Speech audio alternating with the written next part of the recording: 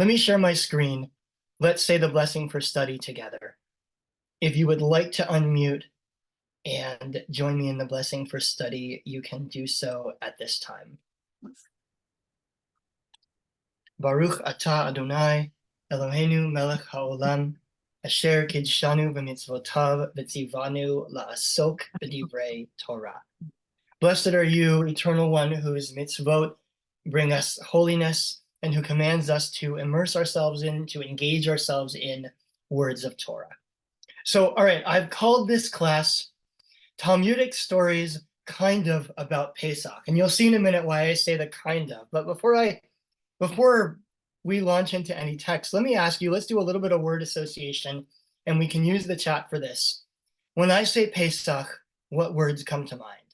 Just throw them into the chat, please.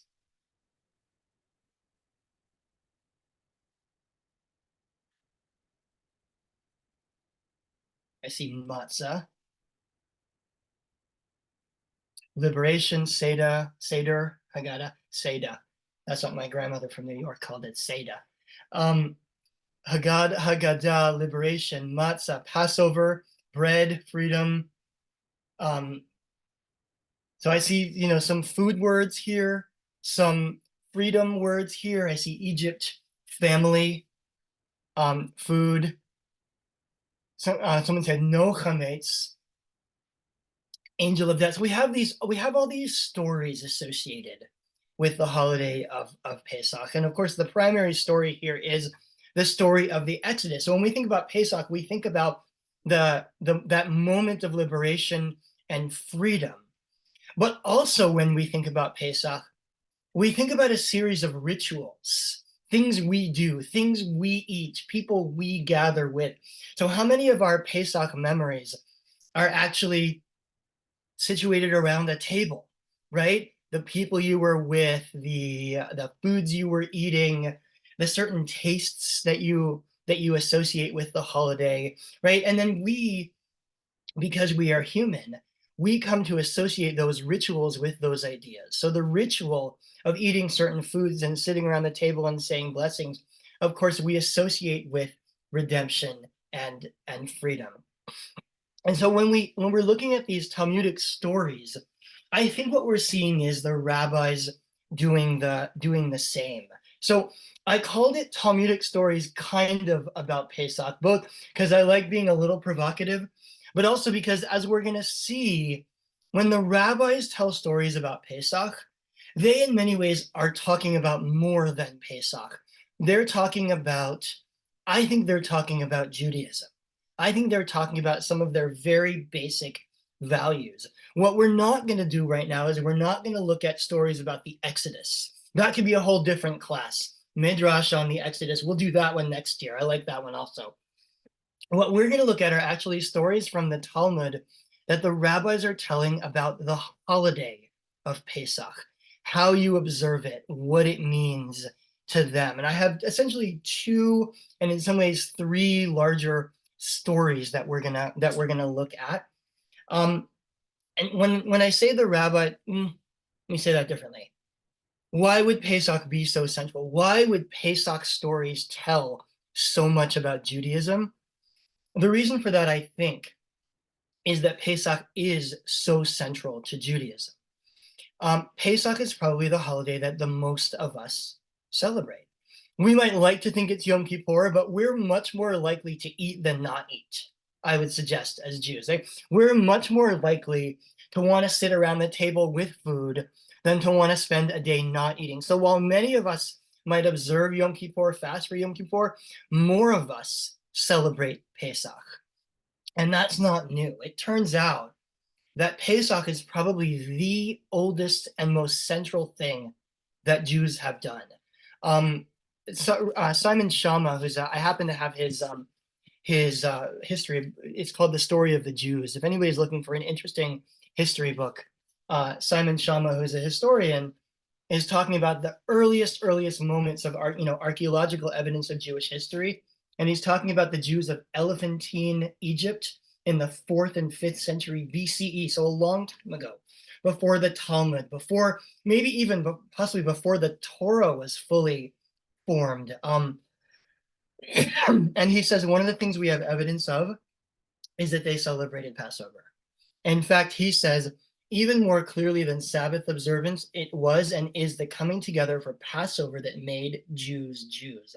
So we don't know exactly what they did for Passover. They most certainly didn't have a Seder the way we have it today, because the Seder is a later rabbinic creation of like the 2nd, 3rd, 4th centuries CE.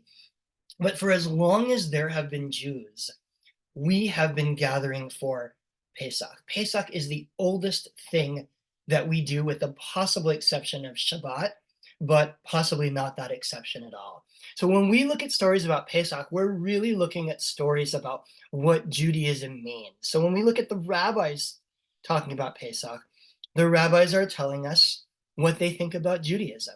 What are the central values of their way of life? So I want to do a little bit of just good old-fashioned Talmud study here.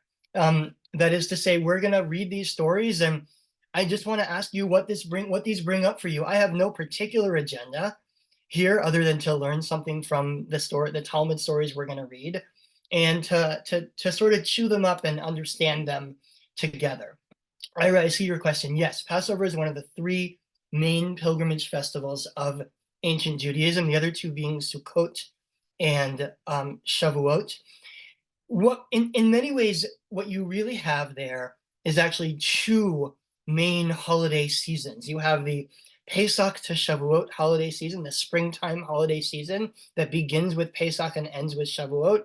And then you have a fall holiday season that begins with what we call today Rosh Hashanah, although they didn't call it that, the beginning of Tishrei, and ends with Sukkot, which is a 7-day festival. So you have like a springtime and a fall season. Pesach was the new year. So while we think of the Jewish New Year as being in the fall, the ancient Jewish New Year was actually Pesach, was in the spring. So this was the beginning of the year, the beginning of the Jewish story. This was the major central holiday that most people probably celebrated back then also. Lest we think that we Jews are different from Jews in prior generations, and that we don't always follow all the rules. Maybe we celebrate some holidays more than others. No, they were the same. Pesach was always the most central, the most celebrated Jewish holiday of all.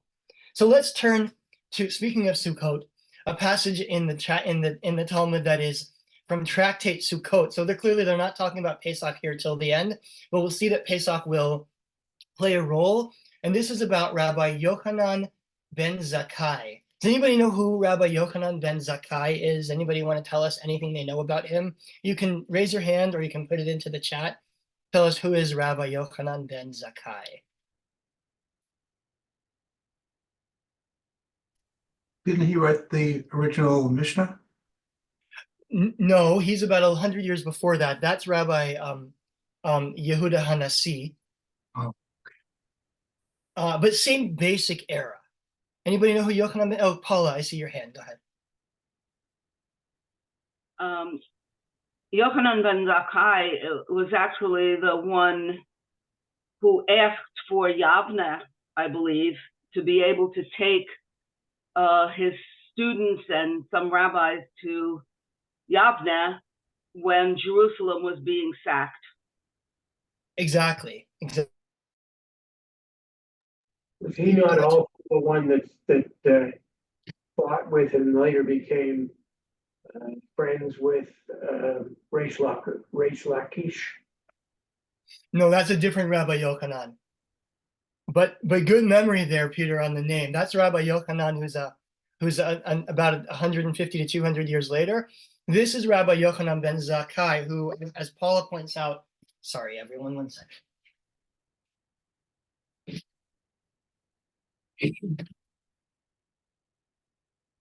I guess my dog got bored with Talmud already. Rabbi Yochanan ben Zakkai is living during the time of the destruction of the temple. He is the one who, a couple people have pointed out here, kept Judaism alive during the destruction of the temple. He brings together the rabbis after Jerusalem is lost. There's a whole story in the Talmud about him asking the emperor if he could have Yavne instead of Jerusalem, and the emperor says okay. So Yochanan ben Zakkai is credited with essentially helping Judaism transition to a new era once the temple is lost. So this is a very important figure. And as we're going to see, the rabbis here are talking about his piety. And here's what they say. I'll just make it a little bigger here about Yochanan ben Zakkai. It is said, wait, how do I do this? Here we go. It is said about Rabbi Yochanan ben Zakkai, in all his days, he never engaged in idle conversation, and he never walked 4 cubits without studying Torah and wearing tefillin. By the way, in those days, people wore tefillin all day long, not just during the morning service. Tefillin was probably like a little amulet that you wore as opposed to a big leather thing. So at any rate, he never walked 4 cubits without studying Torah or wearing tefillin. And no person ever preceded him into the study hall. He was always there first thing in the morning. And he never slept in the study hall, neither substantial sleep nor a brief nap. And he never contemplated matters of Torah in filthy alleyways. And he never left anyone in the study hall and exited. In other words, he was always the last one there. He opened the place up in the morning and he closed it down at night. And no person ever found him sitting and silent. Rather, he would be sitting and studying. And no one but he opened the door for his students, which I think means he was always there before them. He was always there to let them in. And he never said, and here's where Pesach comes in. He never said anything that he did not hear from his teacher. And he never said, it's time to leave the study hall. Never said, quitting time, everybody, except on Erev Pesach, on Passover evenings, and on Yom Kippur evenings. So before we talk about the Pesach thing, let's talk about what are they saying? What is the praise here that's being Rabbi Yochanan ben Zakkai is being lauded with? What is the description of this great rabbi that's being given here by the Talmud? So you can, again, either put it into the chat or the best is to raise your hand electronically so I can see you. Angel says the importance of study. And yes, it does mention study a bunch of times, right? He's first there in the morning. He's last there at night. He opens the door for everybody. You never found him not studying, right? Bob, go ahead. I don't think that his opening the door for his students just represents that he was there first. It was a sign of respect toward his students. And he always got up, even as he was studying, to go and welcome them to come in. And this is something that my late wife, the psychoanalyst, used to do when her patients arrived. She would go to the door to welcome them in. That's nice. I like that. I like that reading. And I'll just read a little more of what's in the chat here. We see piety and humility. We see study partner and encourager of study, which opening the door could be understood both as the welcoming of the person and also as the opening of the door to study, right? Welcoming them into, let's not forget where we are here, welcoming them into the study hall. And so we have this picture of someone for whom study is absolutely central. What is Yochanan ben Zakkai? He is someone who cares the most about study. And yet, there was one time of year, actually 2 times of year, when he would say, all right, everybody, time to go home. And those 2 times are Passover and Yom Kippur evenings. So why? The question is why? Why on those 2 particular times would Yochanan ben Zakkai send people home? He would shut down the study hall and send people home at those 2 times. Peter and Joy, I don't know if your comment was about that or about the previous thing. Go ahead. It's really both, and we both want to make a comment. It shows the importance of Passover and Yom Kippur, that he kicked the students out because they had to get home to the synagogue, as the case may be, to celebrate the festival or the holiday or whatever you want to call it, Yom Kippur. But one of the things that occurred to me with respect to Yochanan ben Zakkai is you can't always be studying. It doesn't leave, it's going to sound a little trite, but it doesn't leave any time to do anything else that might be good. And you certainly don't make a living that way. unless his students paid him, True. which according to a lot of what I've read, that did not happen in those Mhm. days. So I mean, that presents a problem for me. Anyway, enjoy Yeah. one. Yeah, we know, and so 1 second, Joy. We know that for the most part in those days, being a rabbi wasn't a profession, right? You had to have a job. Now, I don't know what Yochanan ben Zakkai's job is. He had another job, I'm sure. It's probably worth noting that this must be an exaggeration, right? Because he did have to have a job, and there was no such thing as professional rabbi in those days. So we have a picture being painted here of a certain kind of piety. And the kind of piety is a kind of piety that puts study above all other things, except that there's something about Pesach and Yom Kippur that trumps that, right? That makes it so that the person who values study the most can send his students home. Evelyn says these two holidays are a time for reflection and self-knowledge. And Ira says that Passover represents the marriage of the Israelites to God, which is a huge turning point. And Rachel says it could mean that those two holidays are not about study, but about something else. So what is it about Pesach that makes Rabbi Yochanan ben Zakkai shut down his study hall? Well, in a minute, we'll see what Rashi has to say, but I see a couple of your hands up as well. Daniel, then Anne, and then Paul. Me. Oh, sorry, Joy, then Daniel. First of all, Yom Kippur is the great Sabbath of Sabbaths. It's the time where you come before God in order to atone for that which you may have done during the year. Passover is really, if you think about it, the beginning of the Jewish people. It's the time at which we exited Egypt as a people and grew and mature until such time as we got to the promised land. That's when we became a people. And I believe that that's why those two are so important. Because, and I'll just add to that, if I can push that a little further, Joy, because we have to tell those stories, right? That the job of Pesach is to tell the story of how we became a people. And I mean, I'm now hinting at what Rashi's going to say. You have to tell it to somebody. In other words, sitting in the study hall by yourself is not the same as spending the holiday with your family. And I think that gives us a sense, the importance of those stories actually pushes us toward why Yochanan ben Zakkai would shut down his study hall for Pesach. So let's, if possible, keep the comments a little short. Daniel, then Anne, and then Paula.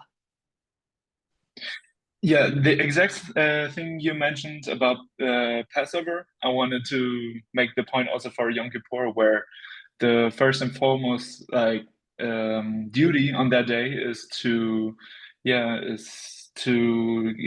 get a redemption, is to get along again with people that you're not close again in the year before, and that's the main task you have, and not like really studying. So on those both days, as you said, things getting more prioritized, and it has to do with, for example, getting to Seder to tell the tale of the Exodus, or to solve the conflicts, or to celebrate that you solve the conflicts in the days before in Yom Kippur. So that would be also an extension to what you said before. Great. Yeah, thank you, Daniel. Go ahead, Anne. I always thought of Passover as a time of new beginnings and redemption.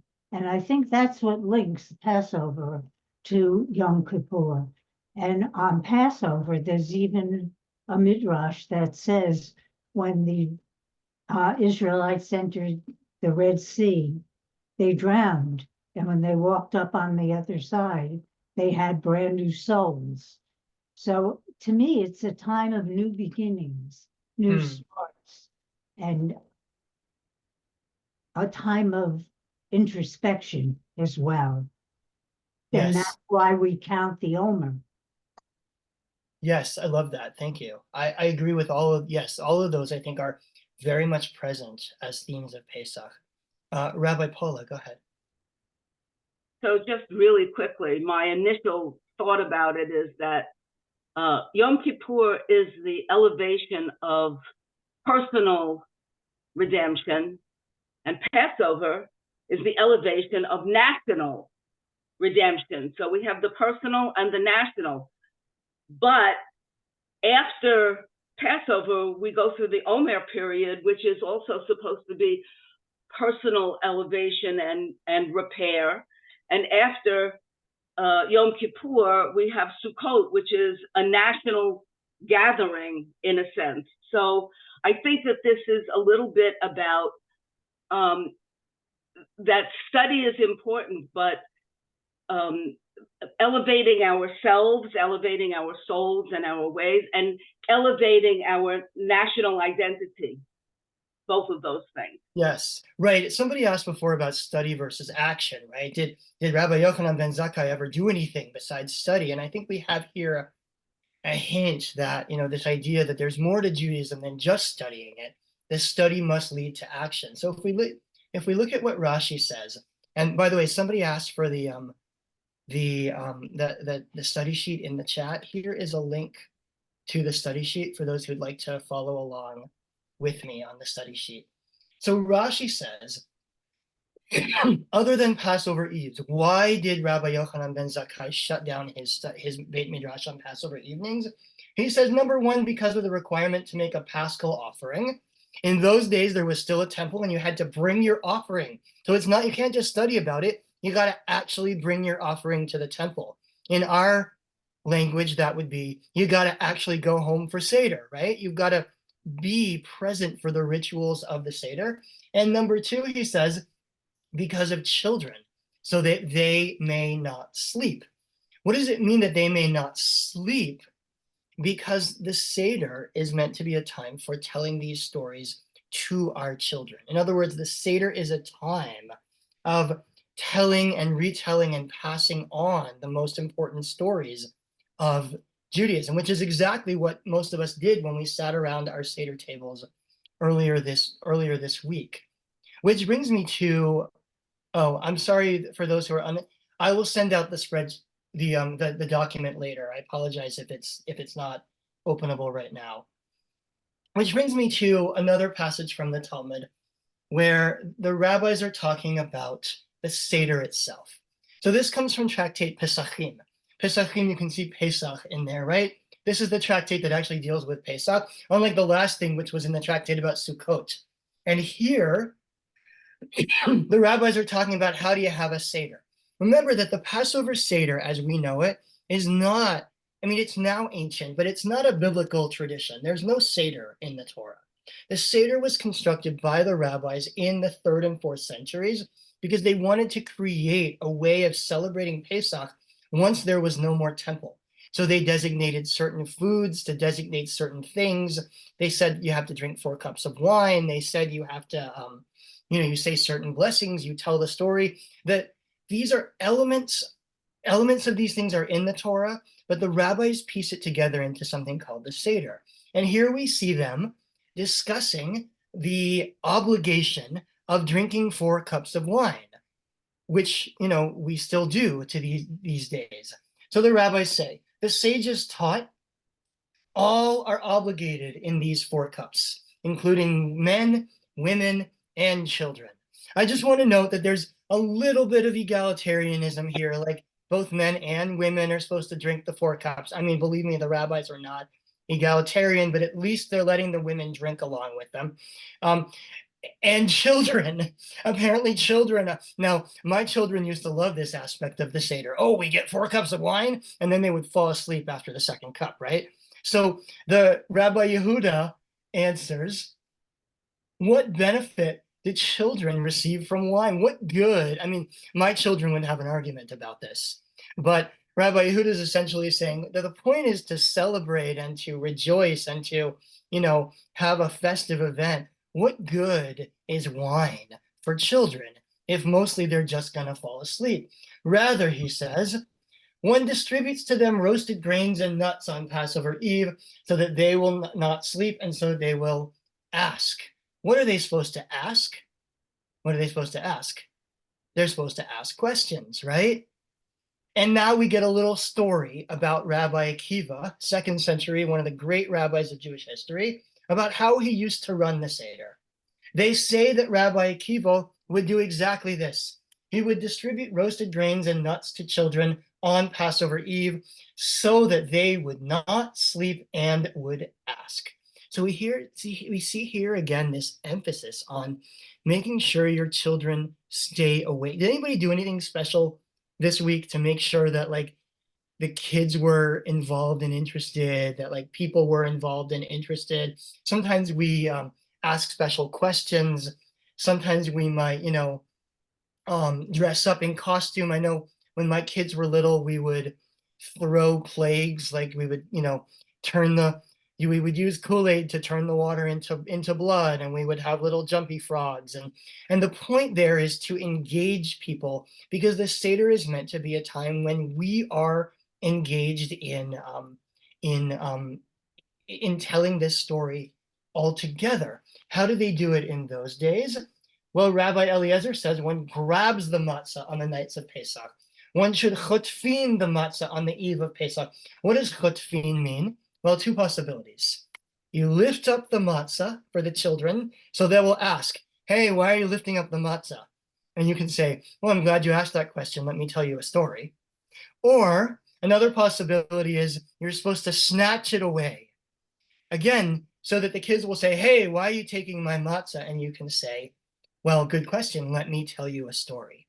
All of these are actually ways of involving people in Pesach, involving people in the process of telling the story together. And one of the things I wonder is, why do you think that this involvement and questions specifically are so important in Passover? We tell 4 questions, but actually Pesach is meant, as we see here, to be a night of questions.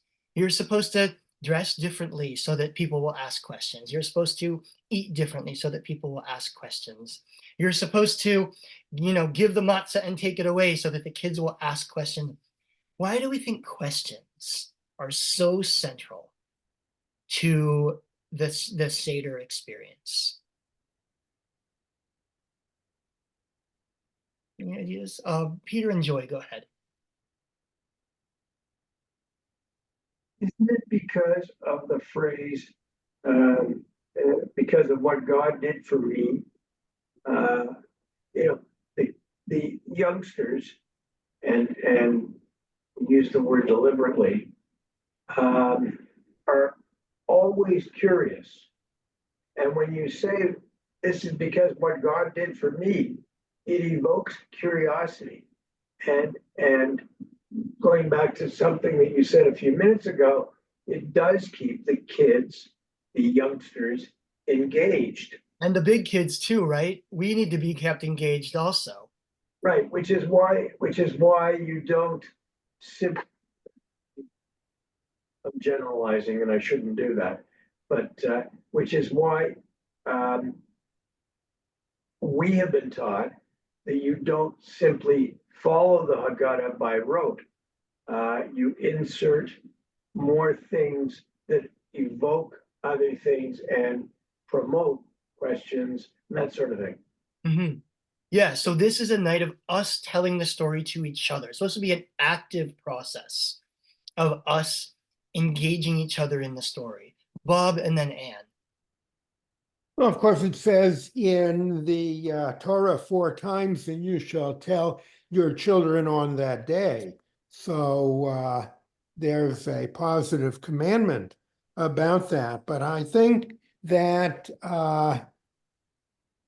we may be minimizing the idea of children's involvement by suggesting that all we want to do is attract their attention so that we can respond with a let me tell you a story answer.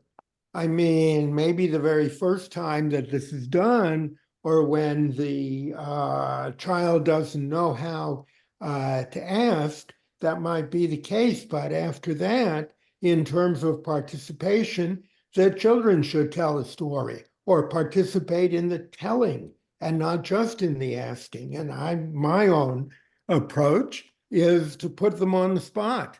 I mean, I'm going to ask them after there's the obligatory Manishtana, then it's up to them to fill in the rest of it with some guidance, maybe. Yeah, I mean, I think the key there being that this should be an active experience, right, for all involved. So I see Anne. Go ahead, Anne. We always talk about how different portions relate to messages for today. And I can't do it anymore, but when my mother was alive, she always she called the college and had them send over students who couldn't get home. And there was always people to explain things to, and questions were encouraged. And we were teaching them what the Passover is all about. But we even had 2 students who were exchange students from Nigeria one year, and they had a million questions, but that keeps it lively. Yeah, thank you for that. I know that was my growing up experience as well. My dad would always have somebody from work that was not Jewish that was at our Seder. And so there was always a process of explaining and and learning, right? Which again, to come back to this idea that Pesach is a microcosm of Judaism, right? Judaism is a way of life of learning and study. Pesach is a night of learning. It's different than the learning in the Beit Midrash. It's learning that you do around your table. But maybe that's why Yochanan ben Zakkai is shutting down his Beit Midrash, because the learning is going to happen at night, is going to happen at home that night. And you need to make sure to go home and engage everyone in it. So I see Carrie, and then if it's okay, I want to move on to another story. Go ahead, Carrie. I was just going to echo what you just said before you said it. But yeah, so if the Passover Seder is like a central part of our Jewish practice, then we can teach the children, and asking questions is also a central part of Jewish practice. Exactly, right. And there's a famous story by Isidore Rabi, who's a physicist. If anybody's seen Oppenheimer, which I imagine some of you are, Isidore Rabi plays a reasonably sized role in that movie. He's a fellow physicist, and Isidore Rabi apparently once told in an interview that his mother had made him into a scientist, because every other mother, when the kids would get home from school, they would say, Nu, what did you learn today? And he said, my mother always said, Nu, did you ask a good question today? And so his mother taught him how to ask questions, which he said made him a scientist. So it does seem to me that questioning and learning and discussion and debate is central to Judaism. And so in that sense, again, Pesach is this kind of microcosm of Judaism. So we're gonna move to another story here. This is a story about Hillel. And in a minute, we'll talk about who Hillel is. How do I share this? There we go. Are you seeing my screen again? It says Pesachim 66a. Okay. This is a long story. Honestly, we probably won't get through this whole thing. We could have spent an hour on this story alone. But it's really interesting. And again, it's kind of about Pesach. These are all stories that are kind of about Pesach.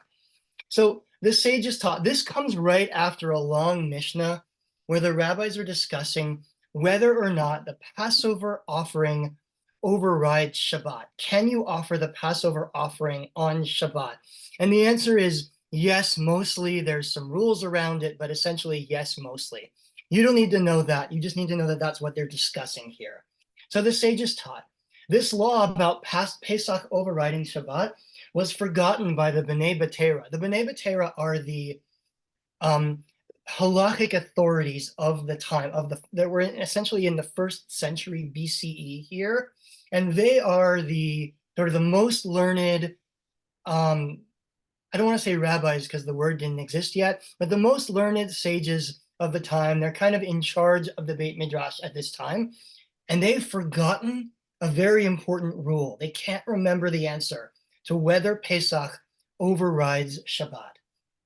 The 14th of Nisan once occurred on Shabbat. and they forgot and did not know whether the Paschal lamb overrides the Shabbat or not. So they said, is there any person who knows whether the Paschal lamb overrides Shabbat? It was said to them, so somebody says to them, there is a certain man who came up from Babylonia, and Hillel the Babylonian is his name. He served the two eminent scholars of the generation, Shemaiah and Avtalion, and he certainly knows whether the Paschal lamb overrides Shabbat or not. So the B'nai B'Tera have this question about a very central issue in Judaism.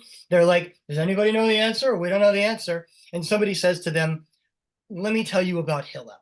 Now, let's pause for a moment and ask, who's Hillel? Let's use the chat feature for this. What do we know about Hillel? Who is he? What can you say about him? Talk to me about Hillel.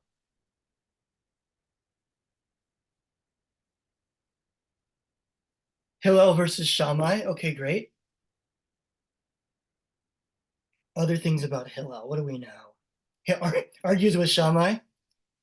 He led a Babylonian study hall. Hillel is from Babylonia, but his career was mostly in the land of Israel. He's known as an elder. That's right. He's Stacy says, the standing on one foot guy, which we'll see in just a moment. Perhaps a contemporary of the Nazarene. Yes, I mean, same time period as Jesus, right? And has actually some similar teachings to Jesus as well. So a golden rule, which that is the teaching. So clearly several of us know this story where it says that there was an incident involving one Gentile who came before Shammai and said to Shammai, convert me on the condition that you teach me the entire Torah while I'm standing on one foot. And Shammai, who was not known for his bedside manner, pushed him away with a builder's cubit. He picked up a baseball bat and chased him out of the room, is essentially what this says.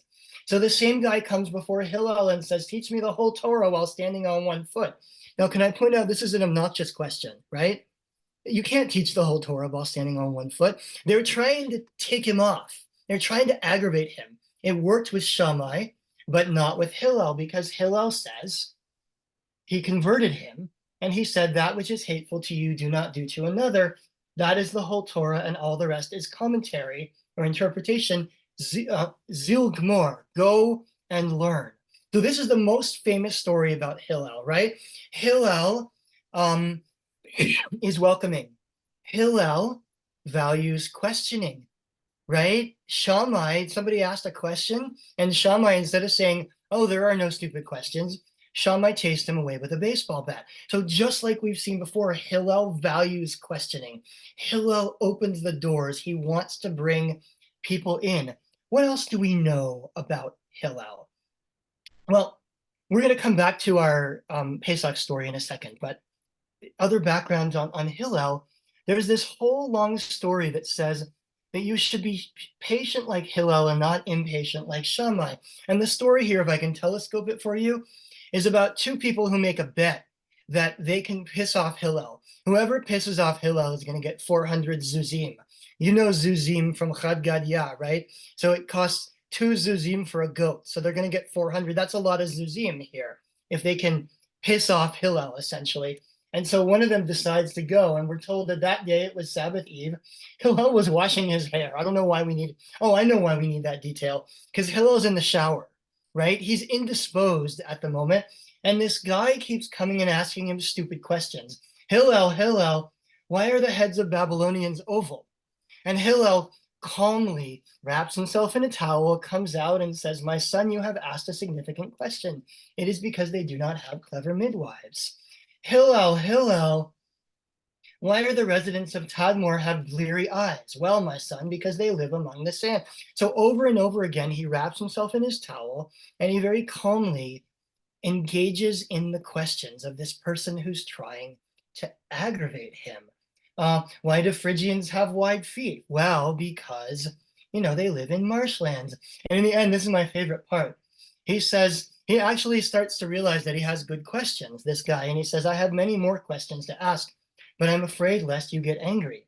Hillel wrapped himself again. He puts on his towel and he says, he sat before him and he said, all of the questions you have to ask.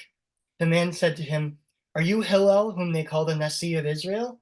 He said to him, yes. He said to him, if that is so, then may there not be any more like you in Israel. Hillel says, how can you say this? Well, how can you say that may there not be any more like me? And the man said, because of you, I just lost 400 zuzim. In other words, I couldn't piss off Hillel by asking lots of questions. So what do we know about Hillel? Hillel values questioning. Hillel is patient. He values what we might call the common people, right? The ones who are not scholars, who don't know all the information already. Hillel thinks there are no stupid questions. We also know that the way that Hillel was originally introduced into the study hall, and this is the third story that we won't read the whole thing of here, is that in the old days, you had to pay to get into the study hall. And one day, Hillel didn't have enough money to get into the study hall. So he went and he sat on the roof of the study hall and sat in the skylight to listen to Shemaiah and Avtalion talking. These are the great sages of the generation before Hillel. Shemaiah and Avtalion noticed that there was a shadow above them, and they went up and they found him covered in snow, 3 cubits high. This is Jerusalem, mind you, right? 4 feet of snow in Jerusalem. They washed him and they anointed him and they sat him by the fire and they said, this man is worthy for us to desecrate Shabbat for him. So who is Hillel? Hillel values questioning. Hillel is not rich. Hillel believes that everybody should have access to learning. Hillel values the regular people, not just the ivory tower scholars in their Beit Midrash. All of this as background to the fact that Hillel apparently is the only one who knows the answer to this question about Pesach. Does the Paschal Lamb override Shabbat? So now back to our regularly scheduled programming here. They sent for him. They said to him, do you know whether the Paschal Lamb overrides Shabbat or not? He said to them. Now Hillel is going to give 3 different really good answers to the same question. Number 1, have we but one Paschal Lamb during the year that overrides Shabbat? Don't we have more than 200 Paschal Lambs, which is to say sacrifices during the year that override Shabbat? And that means the regular Shabbat sacrifices that are offered every Saturday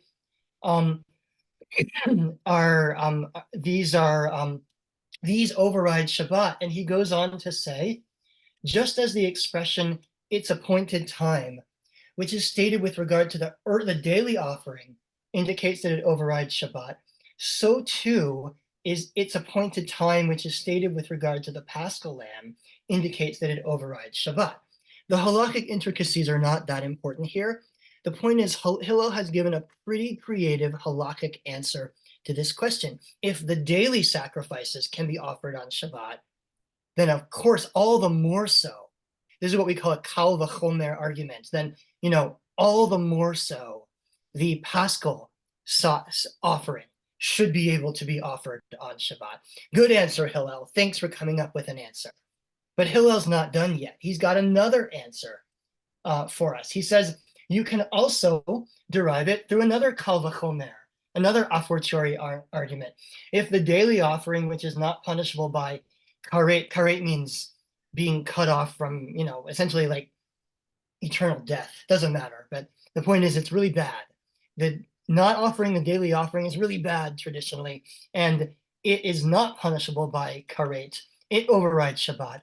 Then all the more so the Paschal offering should override Shabbat. So Hillel has given 2 really good halachic creative answers that the people who came before him could not come up with. Little guy immigrant from Babylonia, couldn't afford to get into the study hall. Here he is with 2 really good answers.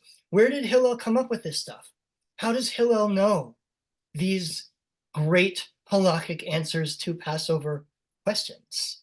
Anybody know? Where would Hillel have come up with this stuff? You can put it in the chat if you have an idea. How come he knew what the sages of the generation didn't know? Well, 2 possibilities. Number 1, Hillel. Oh, go ahead, Paula. Did you have a? I was just going to say they're in Babylon, but he spent most of his time in Eretz Israel, so he would have known what was happening in the land and what was going on there. Well, this is in Eretz Israel. This is in Jerusalem, where Hillel had come from Babylon, so he might have brought traditions with him, right? Secondly, Hillel is known as a really creative halakhic thinker. That's some of like why Hillel is so important. And third of all, he was listening. Remember the story about Hillel, going up to the skylight so he could listen? I mean, Hillel works really hard to learn Torah from his predecessors. If he can't afford to get in, he climbs up to the skylight and puts his ear to the window to listen. So Hillel knows, and they realized that this guy was something special. They immediately seated him at the head and appointed him Nasi over. They made him the head of the rabbinic court because he was such a great scholar. And he expounded the laws of Passover that entire day. So Hillel's just sitting and telling Passover laws. Maybe things had been forgotten. He's explaining. He's just like that image of the rabbi sitting and just expounding information. That's what Hillel is doing. In the course of his teaching, he began to rebuke them with words. He said to them, "What caused this to happen to you? That I should come up from Babylonia and become Nasi over you?" He says, "It was the laziness in you that you did not serve the two most eminent scholars of the generation, Shemaiah and Avtalion. You lazy B'nai Batera, you should have listened. You would have known this stuff too if you cared as much about Torah as I do. If you had climbed up to the skylight to listen in, if you had tried as hard as I did, you would know this stuff too." How do you like Hillel now? A little less, right? Oh no, Bob's giving Hillel a thumbs up. All right, a couple of thumbs up here. Interestingly, the story doesn't judge him quite as kindly as all you do, because it says here at that moment, they asked Hillel another question, and he could not remember the answer. So some kind of an implication here that Hillel gets a little haughty here, and he suddenly forgets the answer. He's been expounding all day, but the minute he started looking down on the people, he couldn't remember either. The answer slipped his mind. Joy and Peter, go ahead. Just wanted to make a comment about Hillel being receptive to questions. When you come through, he came to a hardship of not being able to get into the study hall. And I mean, as we read, so the fact that he had to lie on the roof and listen makes him that much more receptive to someone else who didn't have access to the study hall. Yes, I agree. And therefore, didn't have the answers to the questions, but the questions themselves are equally important. Yep, I know. And in that sense, remember that Hillel also is of humble origins, right? He's a humble Babylonian. He's a foreigner. He's a woodcutter. He's like, Hillel's not rich. He's not powerful. He's not fancy. And so Hillel would, maybe by virtue of where he comes from, be someone who would value the questions of people who don't have access to the study hall in the same way that, say the B'nai Batera do. And it's interesting to note that we see him losing that here. He forgets it, right? Once he spends all day as Nasi, he starts rebuking people. And then he starts to forget his answers. He stops valuing what others have to offer, and he starts to forget. And as we see in a moment, the end of the story brings us back to the value of what the community has to offer to our Jewish experience. So Bob, go ahead, and then I think we'll finish up the story. I still give thumbs up to Hillel because I can understand this sort of thing. And there was a time when I might have been able to climb up on the roof of the study hall and listen in, but I can't do that anymore. And in addition to that, there are things that I know perfectly well that I forget in the moment, and that's okay. It is. Yeah, so then where do we go? Where do we go for what we forget? especially when it comes to ritual, where do we go to learn what's the right way? How are you supposed to, what's the meaning of these rituals? How do you perform them? And here's what happens with Hillel. So at that moment, they asked Hillel another question. He could not remember the answer. They said to him, our teacher, if one forgot and did not bring a knife on the eve of Shabbat, what is the law? So what's the problem here? Remember, you are allowed to offer the Paschal offering on Shabbat. Hillel taught us that. But what are you not allowed to do? You're not allowed to carry. You're not allowed to carry a knife on Shabbat. So how can you offer the Paschal offering if you can't? Like, you can lead your animal, right? But you can't carry your knife with you. What's the solution? What are you supposed to do? And Hillel can't remember. Again, the halakhic exactitudes don't matter very much to us. We're not offering Paschal offerings.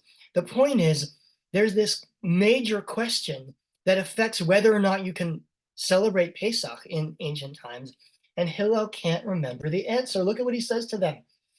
I heard this halakha from my teachers, but I have forgotten it. Maybe that was on Skylight Day, right? Like maybe he forgot because he was covered with 4 feet of snow. But look what he says. Leave it to the Jewish people. If they are not prophets, they are the sons, or they are the children of prophets. In other words, how are we going to find out the answer to this question? He says, go out and watch what the people do. Then you'll know. So one way to find the answer to a question is to creatively spin halakhic things like Hillel does, or to listen to what sages have to say. Another way to find out the answer to a Jewish question is to understand what the Jews do. Go out and meet the people where they are. Somebody said in our chat, be with the people, experience real Judaism, go see who they are and what they do, and you'll find out the answer. The next day, on Shabbat, that was the eve of Passover, what did they see? One whose Paschal offering was a lamb took a knife and stuck it in its wool, and one whose Paschal offering was a goat stuck it between its horns. In other words, the people had a solution. The people knew what to do, right? They knew how to carry, because you can put your knife, I guess, on the goat. Poor goat carrying the knife for its own sacrifice. I mean, that could be a topic for a different day. But that's the learning here, is you go out and you see what the people do. Because in Judaism, tradition is extraordinarily important. In fact, Hillel saw this incident and he remembered the halakha and he said, aha, that is the tradition that I learned from the mouths of Shemaiah and of Talion. So in the end, when Hillel forgets, what Hillel knows, even though he forgets the answer, what he knows is that the answers are to be found by valuing the people, valuing being part of a people, valuing being part of a tradition. What's the right way to celebrate Pesach?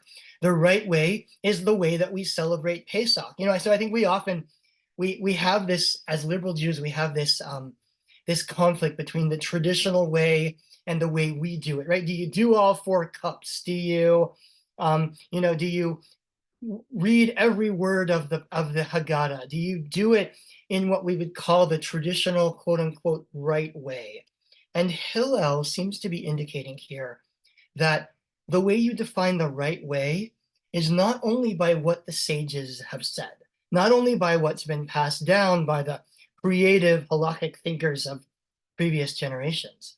The right way is also the way that's meaningful to us. The right way is go out and see what Pesach means to the Jewish people. Go out and see how they celebrate it, and you build practices based on those traditions. Which brings us back to where we began with this session, which is that Pesach in many ways is a microcosm of Judaism. That what matters most in Pesach is learning. What matters most in Judaism is learning. What matters in Pesach is ritual. And what matters in Judaism is ritual and the meaning we make from ritual. And what matters with regard to Pesach is the traditions that we pass down from generation to generation, learning from each other, passing on ideas, handing them to those that we care about so that they can then make them their own and hand them to the next generation as well. And ultimately, I think that's what sits at the center of of Judaism as well, that in every generation we make it our own. We look to the traditions of our ancestors to understand where we come from. You know, what do they do with their Seder? How does it work for them? And then ultimately we make it our own and we pass it down to the next generation. And we are in the process of shaping and reshaping Judaism in every single generation. So I want to thank you for this discussion. I hope this was interesting. I really enjoyed researching this. And I'll wish all of you a Chag Sameach, a very happy rest of Pesach, however it is and wherever it is that you are celebrating. Shabbat Shalom, everyone.